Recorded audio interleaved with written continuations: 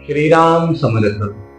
श्री गणेशाला, शारदेला, समर्थ सद्गुरूंना वंदन करून क्षणभर नामस्मरण करू. श्रीमद देवी भागवत सारामृत कथेचे श्रवण करू. ओम ऐं ह्रीं क्लीं चामुंडाय विच्चे. ओम ऐं ह्रीं क्लीं चामुंडाय विच्चे. ओम ऐं ह्रीं क्लीं चामुंडाय विच्चे. ओम ऐं ह्रीं क्लीं चामुंडाय विच्चे. जगदंबा माता की जय. सर्वमंगल मांगल्ये शिवे सर्वार्थ साधिके शरण्ये त्र्यंबके गौरी नारायणी नमोस्तुते. श्रोते हो, नमस्कार. श्रोते हो, सुतांची स्वारी शौनकादिक मुनींना सांगत होती. मुनींनो, ज्या वेळेला शुंभ दैत्यवधाची कथा महर्षी व्यासांनी जन्मेजयांना सांगितली, त्यावेळेला जन्मेजयांनी प्रश्न विचारला. महाराज, महिमावर्णितः सम्यक् चंडिकायास्त्वया मुने केन चाराधिता पूर्वं चरित्रत्रययो गतः प्रसन्ना कस्य वरदा केन प्राप्तं फलं महत् आराध्य कामदां देवीं कथयस्व कृपानिधे उपासना विधिं ब्रह्मंस्तथा पूजा विधिं वद विस्तरेण महाभाग होमस्य च विधिं पुनः. जन्मेजयाची स्वारी म्हणाली, महाराज, आपण मला चंडिकेचं महात्म्य फार चांगल्या प्रकारे वर्णन करून संपूर्ण ऐकवलंत. त्याची फलश्रुतीसुद्धा सांगितली. पण आता मला सांगा की या देवीच्या तिन्ही चरित्रांचा पाठ करून किंवा ऐकून अशी आराधना पूर्वी कुणी केली होती का, आणि तशी केल्याचे त्याला काय फळ मिळाले? देवीने कोणता वर दिला ते सर्व तपशीलवार सांगा. तसंच तिच्या पूजेचा क्रम, हवनाची पद्धत याचाही थोडासा विस्तार मला ऐकायची इच्छा आहे. सुतांची स्वारी शौनकादिकांना म्हणाली, कृष्णद्वैपायन व्यासांनी राजा जन्मेजयाच्या प्रश्नाचं प्रसन्न होऊन महामाया भगवतीच्या पूजेचा विधी सांगायला सुरुवात केली. तो विधी आता मी तुम्हाला सांगणार आहे. महर्षी व्यासांची स्वारी राजाला सांगतेय.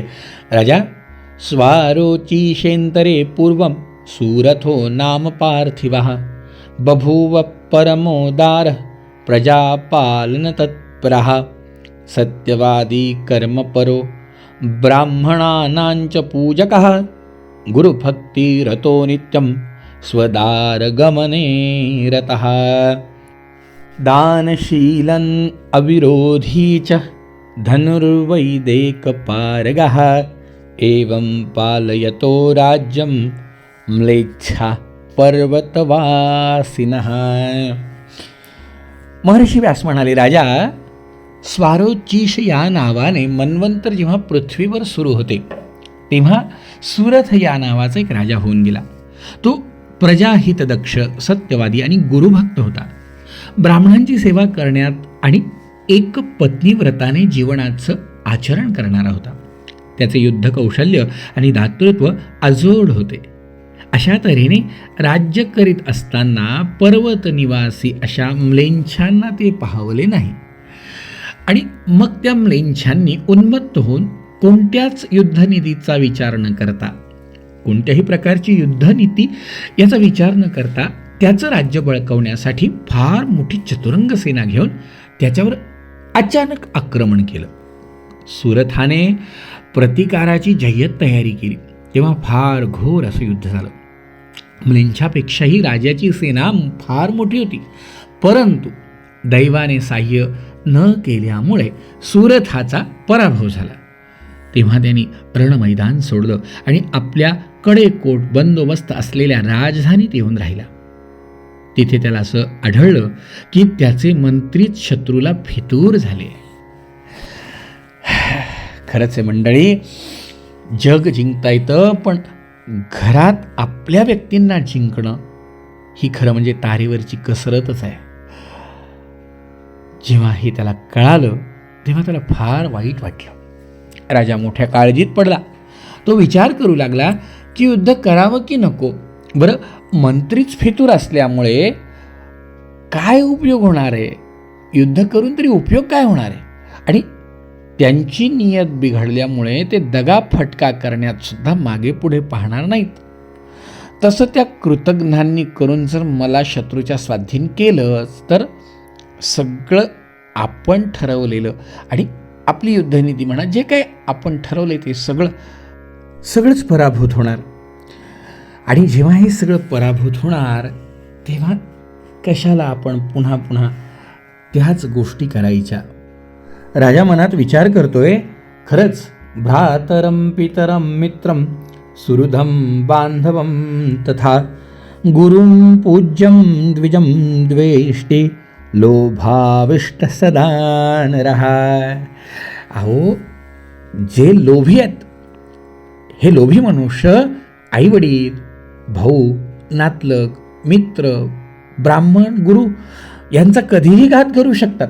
तेव्हा आता विश्वास ठेवायचं म्हटलं तर तसा कोणी एकही दिसत नाही. अशी परिस्थिती जाणून तो एकटाच घोड्यावर बसून गुपचूपपणे दूर निबिड अशा अरण्यात निघून गेला. महर्षी व्यास म्हणाले, राजा, तिथे फिरताना 3 योजनांवर त्यांना एक आश्रम दिसला. तेव्हा त्यांनी विचारपूस केली. त्याला तिथे समजलं की हा आश्रम सुमेधा ऋषींचा आहे. मग तो त्या आश्रमात गेला. अतिशय रमणीय अशा त्या आश्रमाच्या जवळून एक सुंदर नदी वाहत होती. अनेक वृक्षवेलींच्या परिसराने ती कुटी दाटली होती. त्यांच्यावर कोकिळांचं सुंदर कुंजन चालू होतं. अनेक जातींचे हिंस्त्रक पशु आणि तृणाहारी दुभती जनावरं अत्यंत खेळीमेळीने बागडत होती. फळाफुलांची रेलचेल दिसत होती. वेदमंत्रांचा ध्वनी कानावर येत होता. स्वयंपाकाचा खमंग वास सुद्धा सुटलेला होता. त्यात होमाचा सुगंधी धूर अधिक भर घालत होता. अशा सुंदर त्या वातावरणात पृथ्वीवरचा जणू स्वर्गच वाटणारा तो आश्रम पाहून राजाला प्रसन्नता वाटली. त्याच्या मनातली उदासीनता कुठल्या कुठे पळून गेली. मग त्यांनी आपला घोडा एका झाडाला बांधला आणि तो आश्रमात पुढे गेला. पुढे गेल्यावर त्याला असं दिसलं की एक ऋषी प्रचंड अशा साल वृक्षाखाली बसलेले होते. सडपातळ देहयष्टी असलेल्या त्या ऋषींचे दर्शन मोठे आनंददायक होते. अजात शत्रू असे ते ऋषी समोर बसलेल्या शिष्यांना वेदमंत्रांची संथा देत होते. राजाचे डोळे भरून आले आणि त्यांनी मुनींसमोर जाऊन साष्टांग लोटांगण घातलं. त्याची अवस्था ऋषींच्या लक्षात आली. त्यांनी त्याला उठवलं. ऋषी म्हणाले, वत्सा वत्सा उठ, निर्भयं वस राजेंद्र, नात्र ते शत्रव किल, आगामिष्यन्ति बलिनो निश्चयं तपसो बलात्, नात्र हिंसा प्रकर्तव्या वनवृत्त्या नृपोत्तम, कर्तव्यं जीवनं शैस्ते निर्वार फलमूलकैः. महर्षी म्हणाले, राजा वत्सा उठ, तुझं क्षेम आहे ना सगळं. मग त्यांनी खूण करताच एका शिष्याने दर्भाचं आसन दिलं. राजा बसला. मुनींनी पुढे विचारायला सुरुवात केली, तुझं नाव काय? तू इकडे कशासाठी आला? तू असा चिंतातूर का दिसतोय? मला मोकळेपणाने सांग. तुझी व्यथा माझ्याजवळ निशंक मनाने सांगशील तर निश्चितच याच्यातनं काहीतरी मार्ग निघेल. आणि जरी ती कठीण असेल तरी मी नक्कीच दूर करण्याचा प्रयत्न करील, याची खात्री बाळग. राजा खिन्न मनाने बसला. राजा म्हणाला, महाराज महाराज माझं नाव सुरथ आहे.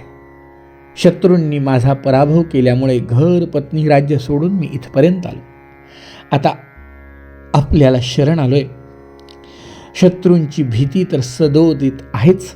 तुम्ही जसं सांगाल तसाच मी वागेन, कारण माझं म्हणावं असं या पृथ्वीवर आता कोणीच राहिलेलं नाही आहे. ह्यावेळेला तुमच्याशिवाय मला कुणाचा आधार नाही आहे. मी शरण आलोय आणि आपण शरणागत वत्सल आहात, तेव्हा मला संकटातून वाचवा. ऋषी म्हणाले, राजा तू निर्भयपणे इथे राहा. तुझे शत्रू जरी प्रबल असले तरी माझ्या तपाच्या सामर्थ्याने ते या आश्रमात प्रवेश करणार नाही. पण या ठिकाणी शिकार मात्र करू नकोस. आश्रमीय लोकांप्रमाणे कंदमुळं फळं खाऊन तुझं जीवन व्यतीत कर. महर्षी व्यास म्हणाले, मग तो सुरथ राजा आश्रमात राहू लागला. एकदा तो सहजपणे एका झाडाच्या सावलीत निवांत बसला होता, तेव्हा त्याच्या मनात घरची आठवण उत्पन्न झाली. त्याचे विचारचक्र चालू झाले. त्याने विचार केला की माझे राज्य शत्रूंनी घेरले हे खरे, पण ते पापी म्लेंछ माझ्या प्रजेचा छळ करतील. हत्ती, घोडे, पशूंची देखभाल, आहाराविना सगळ्यांची आबाळ होईल. ते अशक्त झाले असतील. माझे विश्वासू सेवक शत्रूच्या अंमलाखाली नाईलाजापोटी कसे तरी आपले दिवस काढत असतील. माझ्या कष्टाने सांभाळलेला खजिना तो दुराचारी शत्रू जुगार, दारू आणि वेश्या यांच्यावर उधळून टाकील. व्यसनापायी आतापर्यंत सगळा खजिना संपला असेल. ते म्लेंछ आणि माझे विश्वासघातक मंत्री हे सर्व पापी असल्यामुळे सत्कार्यात खर्च करण्याऐवजी संपूर्ण खजिना व्यसनात संपवतील. कदाचित संपलाही असेल. राजाचं मन उद्विग्न होत होता. तिथे एक वैश्य फिरताना त्याला दिसला. राजाने त्याला बोलावून आपल्याजवळ बसवलं. वैश्याला राजाने विचारलं, हे सज्जन गृहस्था, तू कोण आहेस? तुझं नाव काय? इथपर्यंत कशासाठी आलास? आणि असा खिन्न का दिसतोय? 7 पावलं बरोबर चाललेले असता मैत्री होते असं म्हणतात. तेव्हा तुझे दुःख मनमोकळेपणाने मला सांग. मी तुझा मित्रच आहे असं समज. राजा तो वैश्य खाली बसला. त्याच्या मनाला राजाच्या सहानुभूतीपूर्वक बोलण्यामुळे दिलासा आला. त्यांनी बोलायला आरंभ केला. मित्रा, मी एक वैश्य आहे. माझं नाव समाधीर्नाम वैश्योहम उत्पन्नो धनिनांकुले. मी गडगंज श्रीमंत होतो. मी कधीही कुणाचा द्वेष केला नाही, कधी असत्य बोललो नाही, धार्मिक वृत्तीने राहत होतो. पण दुर्दैवाने असं झालं की माझी पत्नी, मुलं, नातेवाईक हे सगळेच लोभी होते. त्यामुळे माया सोडून मी कंजूस आहे असा त्यांनी ग्रह धरून घेतला आणि कपटाने माझा व्यवसाय, संपत्ती सगळी बळकावून घेतली. मग मला त्यांनी घराबाहेर काढलं, म्हणून मी निराश्रित असा भटकत आहे. पण तू तर एखाद्या भाग्यवंताप्रमाणे राजविंडा दिसतोय, तेव्हा कृपा करून मला तू आपला परिचय दे.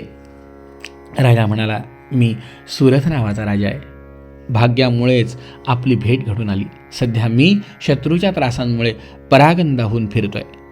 त्यातही माझे मंत्रीच कपटी आणि फितूर झाल्या कारणाने राज्य भ्रष्ट झालेला असा मी या वनात माझे दिवस काढतोय. आता आपण या वनात सुखाने एकत्र राहूया. तू काळजी न करता आपण एकत्र राहू. आपण एकमेकांना नक्कीच सहकार्य करू. आपण एकमेकांची मैत्री करू, म्हणजे आपल्या एकमेकांना आपल्याला आधार मिळेल. वैश्य बोलू लागला, राजा, माझ्या मनाला अनेक विचारांमुळे स्वस्थपणा आणि समाधान नाही. कारण माझे बांधव माझ्याशिवाय निराधार होतील. माझ्या कुटुंबाची परिस्थिती कशी असेल? आजार आणि संकट आली तर त्यांना कोण धीर देईल? माझी बायको, मुलं ही काय करतील? अशा अनेक विचारांनी माझं मन गलबलून गेलं आहे. मग त्याच्यामुळे मला झोप येत नाही. माझी मुलं, बायको, नातलग, माझे घरदार पुन्हा कधी बरं दृष्टीला पडेल, माझ्या मागे अशी चिंता आहे. राजा म्हणाला, अरे बुद्धिवान मित्रा, ज्या दुष्टकपटी मुलांनी, पत्नीने, नातलगांनी तुला घरातून हाकलून दिलं, त्यांना पुन्हा भेटून तुला कसं काय सुख मिळेल? अरे, शत्रूसुद्धा जर उपयोगी पडत असेल तर त्रासदायक मित्रांपेक्षा तो उत्तम समजावा. तेव्हा मन घट्ट करून माझ्याबरोबर इथेच आनंदाने राहा. वैश्याने उत्तर दिलं, राजा, खरंच आहे रे, तू म्हणतो ते बरोबरच आहे. पण दुष्ट माणसांना सुद्धा कुटुंबाचा मोह सोडवत नसतो रे राजा. तसाच मलाही तो मोह सुटत नाही आहे आणि मग दुःखामुळेच मनाची बेचैनी, तळमळ वाढती आहे. राजा त्याला म्हणाला, मित्रा, अगदी माझ्या मनातलं बोलला. अरे, मला सुद्धा माझ्या कुटुंबाची, माझ्या नातेवाईकांची, माझ्या राज्यातले जे माझे हितचिंतक होते, मलाही त्यांची चिंता वाटते आहे. एक काम करू, आपण दोघंही सुमेधा मुनींकडे जाऊया आणि आपल्या या विचारांना, आपल्या या प्रश्नाला काही उत्तर मिळतं का बघूया.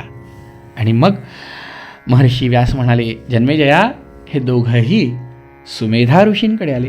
सुमेधा ऋषींनी कशा प्रकारे यांच्या काळजीला, यांच्या चिंतेला योग्य असा मार्ग यांना क्रमण करायला सांगितला, ते आपण ऐकूया उद्याच्या भागामध्ये.